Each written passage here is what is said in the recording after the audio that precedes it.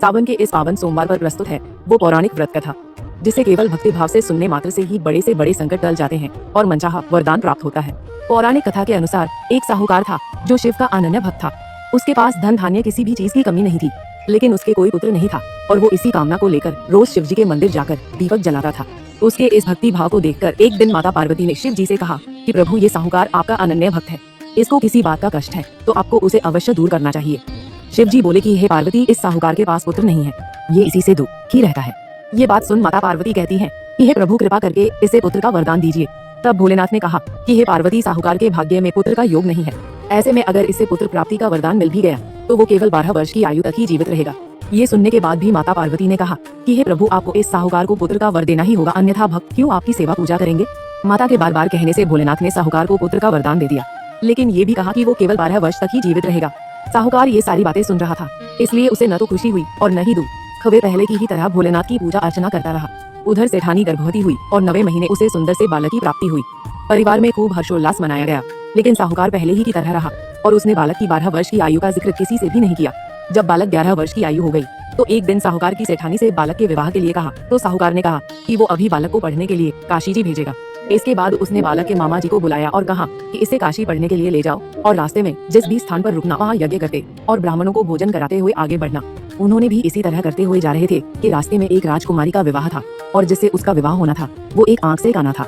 तो उसके पिता ने जब अति सुंदर साहूकार के बेटे को देखा तो उनके मन में आया कि क्यों न इसे ही घोड़ी पर बिठाकर शादी के सारे कार्य संपन्न करा लिया जाए। तो उन्होंने मामा से बात की और कहा कि इसके बदले में वह ढेर सारा धन देंगे, तो वह भी राजी हो गए। इसके बाद साहूकार का बेटा विवाह की वेदी पर बैठा और जब विवाह कार्य संपन्न हो गया तो जाने से पहले उसने राजकुमारी की चुंदरी के पल्ले पर लिखा कि तेरा विवाह तो मेरे साथ हुआ, लेकिन जिस राजकुमार के साथ भेजेंगे वो तो एक आंख का काना है। इसके बाद वो अपने मामा के साथ काशी के लिए चला गया। उधर जब राजकुमारी ने अपनी चुंदरी पर ये लिखा हुआ पाया तो उसने राजकुमार के साथ जाने से मना कर दिया। तो राजा ने भी अपनी पुत्री को बारात के साथ विदा नहीं किया। बारात वापस लौट गई। उधर मामा और भांजे काशी जी पहुंच गए थे। एक दिन जब मामा ने यज्ञ रचा रखा था और भांजा बहुत देर तक बाहर नहीं आया तो मामा ने अंदर जाकर देखा तो भांजे के प्राण निकल चुके थे। वह बहुत परेशान हुए, लेकिन सोचा कि अभी रोना पीटना मचाया तो ब्राह्मण चले जाएंगे और यज्ञ का कार्य अधूरा रह जाएगा। जब यज्ञ संपन्न हुआ तो मामा ने रोना पीटना शुरू किया।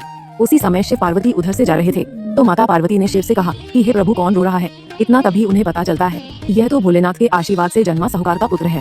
तब माता पार्वती कहती है कि हे स्वामी, इसे जीवित कर दे, अन्यथा इसके माता पिता के रोते रोते प्राण निकल जाएंगे। तब भोलेनाथ ने कहा कि हे पार्वती, इसकी आयु इतनी ही थी सो वह भूख चुका है। लेकिन माँ के बार बार आग्रह करने पर भोलेनाथ ने उसे जीवित कर दिया। लड़का ओम नम शिवाय करते हुए जी उठा और मामा भांजे दोनों ने ईश्वर को धन्यवाद दिया और अपनी नगरी की ओर लौटे। रास्ते में वही नगर पड़ा और राजकुमारी ने उन्हें पहचान लिया। तब राजा ने राजकुमारी को साहूकार के बेटे के साथ बहुत सारे धन धान्य के साथ विदा किया। उधर साहूकार और उसकी पत्नी छत पर बैठे थे। उन्होंने ये प्रण कर रखा था कि यदि उनका पुत्र सकुशल न लौटा तो वह छत से कूदकर अपने प्राण त्याग देंगे। तभी लड़के के मामा ने आकर साहूकार के बेटे और बहू के आने का समाचार सुनाया, लेकिन वे नहीं माने।